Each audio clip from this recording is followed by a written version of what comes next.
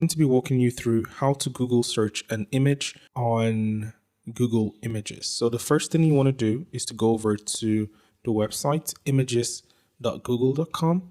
And once you're on there, you can either drag a picture and post it here or the URL of the picture as well. So for the purpose of this video, I'm just going to grab a picture and drop it here.